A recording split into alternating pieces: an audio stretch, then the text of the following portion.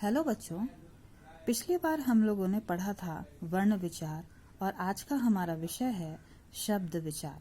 तो आइए सबसे पहले जानते हैं कि शब्द किसे कहते हैं। निश्चित अर्थ को प्रकट करने वाले समूह को शब्द कहते हैं। इससे स्पष्ट होता है कि शब्द ध्वनियों अर्थात वर्णों से बनते हैं। प्रत्येक शब्द का कुछ न कुछ अर्थ अवश्य होता है।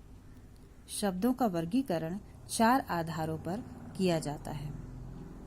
पहला स्रोत या उत्पत्ति के आधार पर, दूसरा रचना के आधार पर, तीसरा प्रयोग के आधार पर और चौथा अर्थ के आधार पर। तो आइए अब हम सबसे पहले जानते हैं कि उत्पत्ति के आधार पर इसको कितने भागों में बांटा गया है। उत्पत्ति के आधार पर शब्दों को 4 भागों में बांट सकते हैं। पहला तत्सम, दूसरा तद्भव, तीसरा देशज और चौथा विदेशी। पहले तत्सम शब्द जानेंगे। तत्सम शब्द तत् धन सम शब्द से मिलकर बना है। तत् का अर्थ है उसके तथा सम का अर्थ है समान यानी उसके समान। संस्कृत के वे शब्द जो हिंदी में बिना किसी परिवर्तन के प्रयोग में लाए जाते हैं वे तत्सम शब्द कहलाते हैं, जैसे दुग्ध, रात्रि, जल, कवि, गुरु, फल आदि। दूसरा है तद्भव शब्द।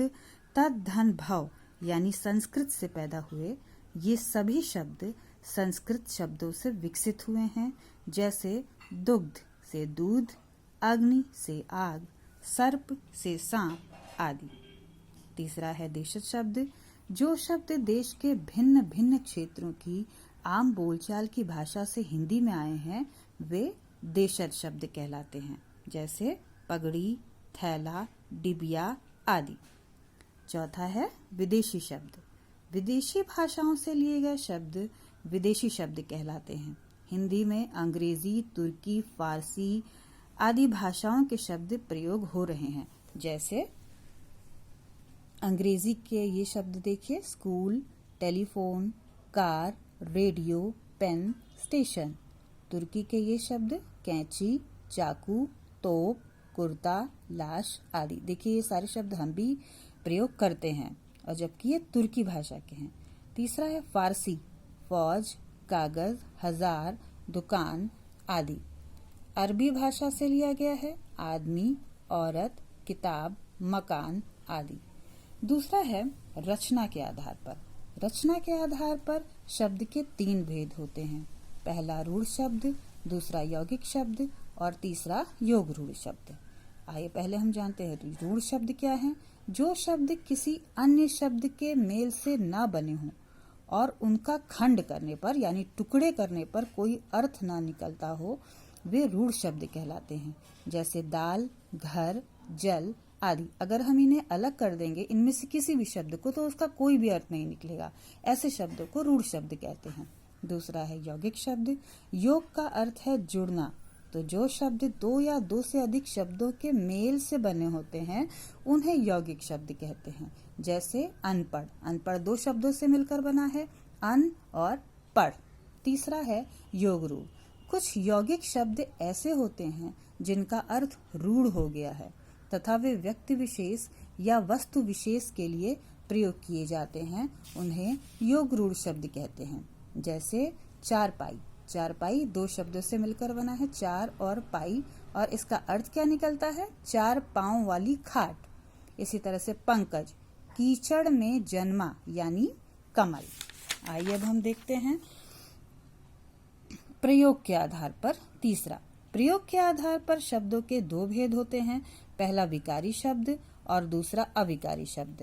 पहला विकारी शब्द क्या है कि लिंग, वचन, कारक, काल, पुरुष के आधार पर जिन शब्दों का रूप बदल जाता है उन्हें विकारी शब्द कहते हैं, जैसे लड़की खेलती है, क्योंकि यहाँ एक वचन है तो यहाँ पे लड़की है। अब यहाँ बहुवचन हो गया क्योंकि यहाँ पे लड़कियां बोला जा रहा है तो लड़कियां खेलती हैं, बदल गया ये।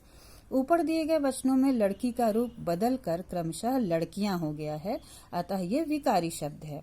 दूसरा अविकारी शब्द, लिंग, वचन, पुरुष, कारक आदि के आधार पर जिन शब्दों के रूप नहीं बदलते यानी जिनमें कोई परिवर्तन नहीं आता, उन्हें अविकारी शब्द कहते हैं। क्रिया विशेषण समुच्चय बोधक, विस्मयादि बोधक तथा संबंध बोधक अविकारी शब्द होते हैं। जैसे क्रिया विशेषण के कुछ शब्द यहाँ पे लिखे गए हैं, ऊपर, वहां, कल, तेज आदि। समुच्चय बोधक के हैं और, तथा, कि, इसलिए आदि। विस्मयादि बोधक के शब्द देखिए, ओह, हाय, शाबाश आदि। संबंध बोधक में आते हैं के नीचे, के बिना आदि। ये शब्द कभी भी बदलते नहीं है, चाहे कोई भी लिंग हो, चाहे कोई भी वचन हो या कोई भी कारक हो।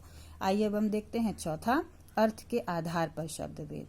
अर्थ की विविधता के आधार पर शब्दों के 6 भेद होते हैं। एकार्थी शब्द, अनेकार्थी शब्द, पर्यायवाची शब्द, विलोम शब्द, श्रुति संभिन्नार्थक शब्द और अनेक शब्दों हेतु एक शब्द। चलिए पहले देखते हैं एकार्थी शब्द। जिन शब्दों का केवल एक ही अर्थ होता है उन्हें एकार्थक शब्द कहते हैं, जैसे मित्र, पहाड़, नदी आदि। अनेकार्थक शब्द, जो शब्द एक से अधिक अर्थ देते हैं वे अनेकार्थक शब्द कहलाते हैं। जैसे पत्र शब्द का प्रयोग पत्ता के लिए भी होता है और चिट्ठी के लिए भी होता है। उसी प्रकार से भेद, इस शब्द का प्रयोग भी देखिए रहस्य के लिए भी होता है और प्रकार के लिए भी होता है। तीसरा नंबर है पर्यायवाची शब्द। समान अर्थ बताने वाले शब्द पर्यायवाची शब्द कहलाते हैं, जैसे दिवस, वासर, दिन, वार आदि। ये सभी शब्द भी दिवस के लिए ही प्रयोग किए जाते हैं। दूसरा है तन, तन के लिए ही देखिए काया, शरीर और बदन आदि शब्द भी प्रयोग किए जाते हैं। चौथा नंबर है विलोम शब्द। जो शब्द एक दूसरे का विपरीत अर्थ प्रकट करते हैं उन्हें विलोम शब्द कहते हैं, जैसे आय, जिसका विलोम अर्थात उल्टा क्या है, व्यय। इसी प्रकार से वरदान, जिसका उल्टा है अभिशाप। अब आइए पांचवा नंबर, श्रुति संभिन्नार्थक शब्द। जो शब्द सुनने में एक जैसे लगते हैं परंतु भिन्न अर्थ देते हैं और वर्तनी में भी जिनमें सूक्ष्म अंतर होता है, यानी बहुत हल्का सा अंतर होता है, वे श्रुति संभिन्नार्थक शब्द कहलाते हैं। जैसे अवधि और अवधि, सुनने में बहुत कम अंतर है लेकिन दोनों का अर्थ भिन्न है। जैसे अवधि मीन्स समय और अवधि का मतलब हुआ भाषा। दूसरा है अन्न और ये देखिए अन्य, सुनने में बिल्कुल बहुत कम अंतर है लेकिन यहाँ भी दोनों के अर्थ अलग अलग हैं। जैसे अन्न का अर्थ होता है अनाज और अन्य का अर्थ होता है दूसरा। छठा नंबर, अनेक शब्दों के लिए एक शब्द। जिन शब्दों का प्रयोग वाक्यांश अथवा अनेक शब्दों के स्थान पर किया जाता है वे वाक्यांश के लिए एक शब्द अथवा अनेक शब्दों के लिए एक शब्द कहलाते हैं। जैसे भगवान विष्णु का उपासक, इन 4 शब्दों के लिए देखिए एक शब्द यहाँ पे प्रयोग किया गया है वैष्णव, और दूसरा जिसे कभी बुढ़ापा ना आए, जिसका मतलब है अजर। तो यहाँ पर आज हमारा ये विषय समाप्त होता है। धन्यवाद।